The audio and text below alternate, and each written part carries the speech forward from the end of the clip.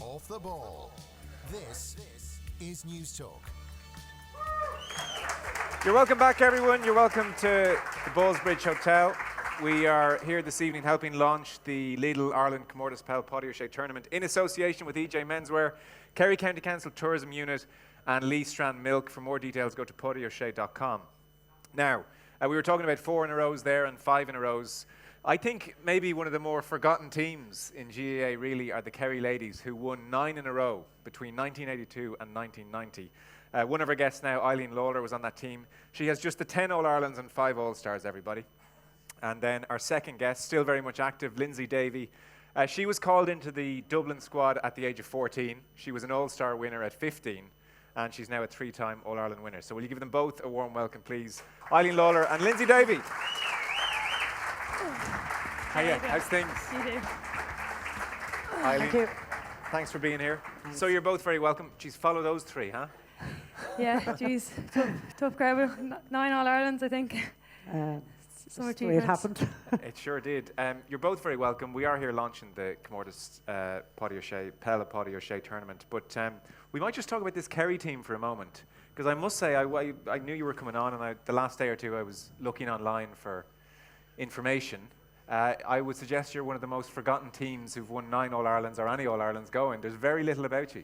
Well, I don't know about that because I don't normally Google myself, so I don't really know what information is on. But yeah, it is forgotten about, you know, that kind of way. When they talk about the ladies' football now and the ladies' football final, I suppose they talk about the Cork team and the Dublin team, and you know, they do deserve credit, of course.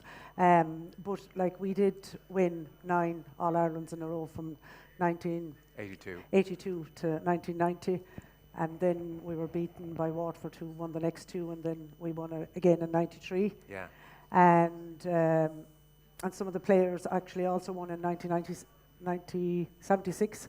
So, you know, Kerry actually have 11 titles, the same as Cork now have at the present moment. Yeah, you're locked neck to neck, so you're quite happy to see Dublin doing okay for the time being. Yeah, just okay, keep yes. on going. So that team, was it basically the same core of a team? I think you won a minor All-Ireland in 1980. Yeah, we won minor in 1881. Right. Okay, and then that was the core of the team with other players, and then we just kind of happened to keep together. I suppose that was the most important thing, and you just never think about winning. You know, when you win an All-Ireland, it was great, and I can remember it distinctly. Yeah. You'll always remember your first, and then after that we just kind of kept playing, and we all were very, you know, we love football, we were all fairly good sports people, and we just took it for granted in a sense that we were going to come out playing the following year and the following year, and you know, that's just the way it happened. Did I was looking through the various results. I make it 1986 was the first final at Croke Park. Yeah. Where were you playing before that? 1986 was the first one. I remember it distinctly. We were playing Wexford, and we were all so delighted. It was. Yeah. It really made a huge difference. Had that been a big campaign? Was that a big issue at the time, a big talking point? Yeah, it was a big talking point. Like, every player, no matter who you are, wants to play in Croke Park. Yeah. And you know, there was a small crowd, but we didn't care. You know, we wanted to play in Croke Park. We played before that. We played in Páirc Uí Chaoimh. Okay. So that was the biggest jump up to that. And then before that, it was just parish pitches anywhere. Was it really? Yeah.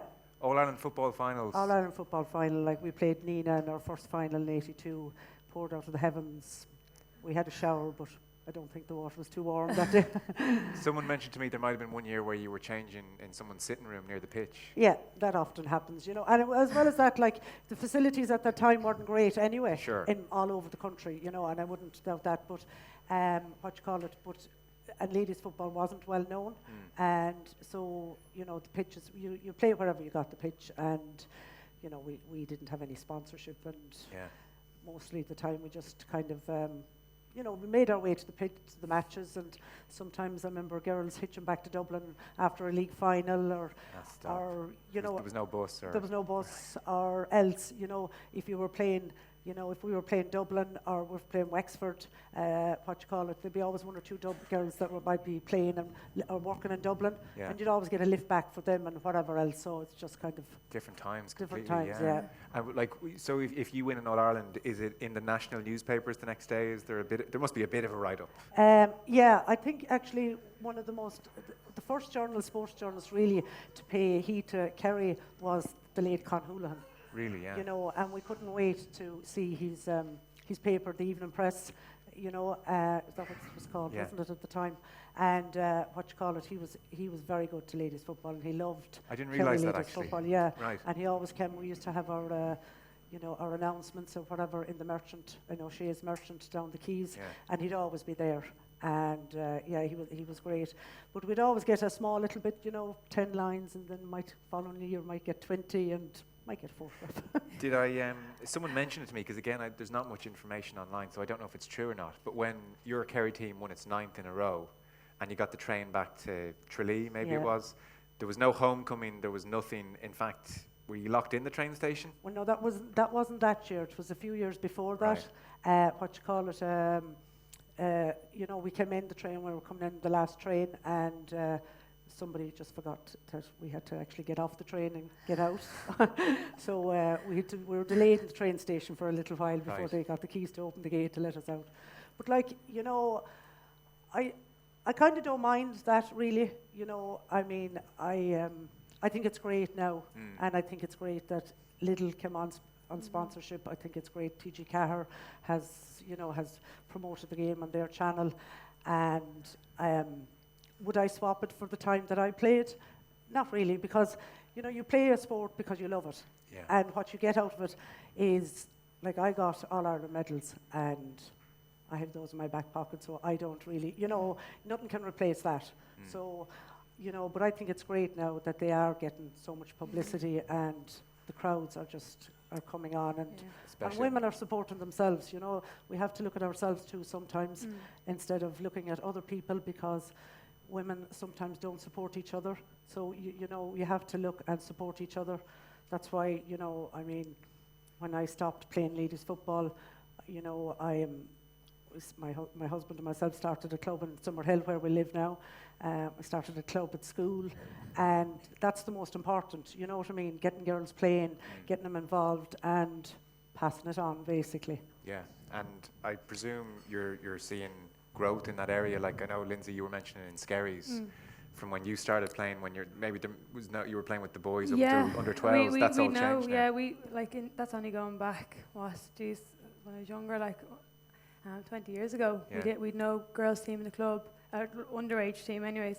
So I was playing up with the boys till under 13s, and you can't play under 14s with the boys. So it's like, look, you're going to either have to set up a club, or I'm going to have to move clubs. Set up a team, or move clubs. And thankfully we did. We got a team up and running, and now the ladies section of the club in Skerries is nearly bigger than the men's, and it's just literally gone from strength to strength. And even with the All Irelands, we've had busloads of kids coming in to support us, and the support has been unbelievable. But it's fantastic as a player, seeing what you're bringing back to the club and seeing the interest that's bringing now, and so much younger girls going, that's what I want to do. I want to get to Croke Park and represent Dublin and All Ireland, and I think we're very privileged to be in that position.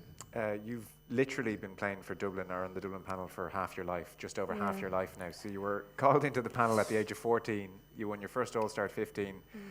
You've 3 All-Irelands in the can now, 2010, and then obviously we've seen the last 2 years. So, winning your first All-Star at 15 is a bit ridiculous. Yeah, it was a bit mad, I suppose. I was brought in 2014 on O'Leary.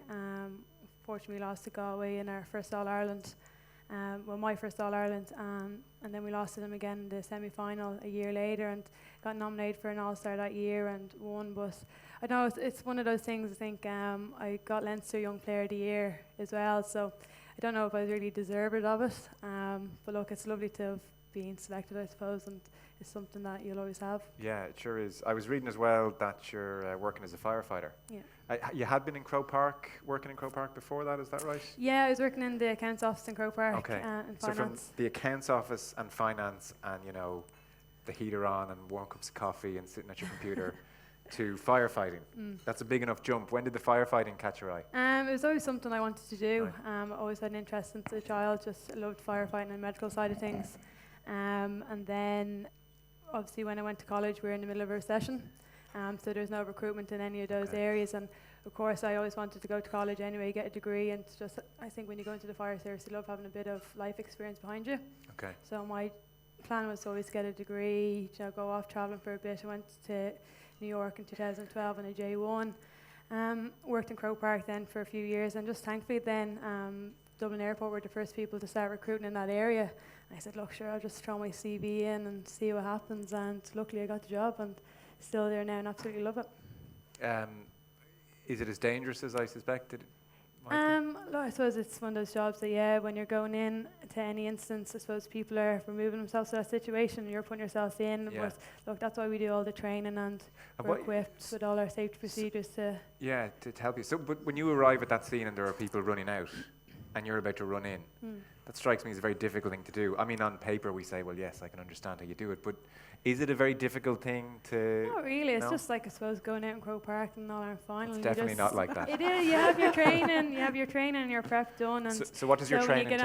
When you get out there, then it's just all experience. And So what is your training as you're entering a burning building? Well, I suppose it obviously depends. Thankfully, I haven't had any of those major instances in the airport, thank God. Yeah.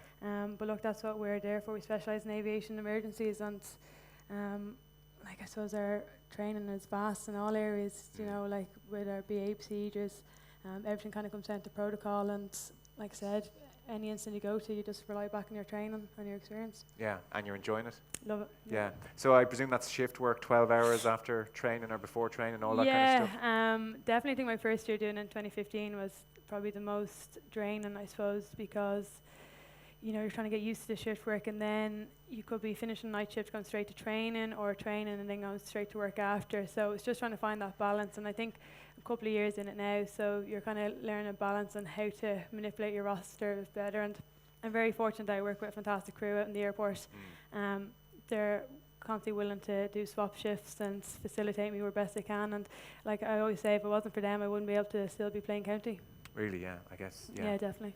And so Dublin are going for 3 in a row. Was it a tough decision to stay on, not stay on? I know obviously Mick Bowen is a manager that you like a lot, and him staying on has probably helped things. Yeah, without a doubt. Were you always going to stay on? He's a brilliant. No, my plan probably this year was to definitely just hang up the boots probably after the All-Ireland last year, but I suppose just personal circumstances changed, and I'm in a position now to stay on.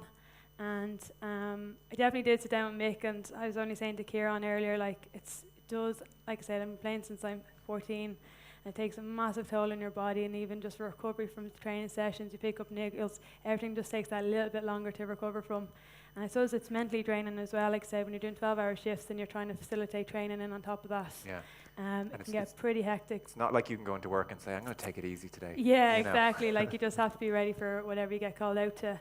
Yeah. Like I said, I'm very lucky that I work with a great crew, and they've made it very easy over the past couple of years. But yes, it's as well as, I suppose it's hard when you're in a team as well. And like we were on our team holiday in Andorra, and just the absolute crack that you have with the girls. Like they're like your family and your best friends, and just, I'm sure you know over the years, you have so much stories and banter, and it's just very hard to kind of walk away from it. It's easy to say you're going to walk away, but to actually reality, do it. And to leave the WhatsApp group. Yeah, exactly. And then I suppose when you have the likes of 3 in a row as well, the chance to get, I've lost 5 All-Irelands over my career at Dublin, so I suppose you want to win as many as you can while you can. And I suppose if I get one more successful year out of Dublin, I'm very lucky with the career I already have. Yeah.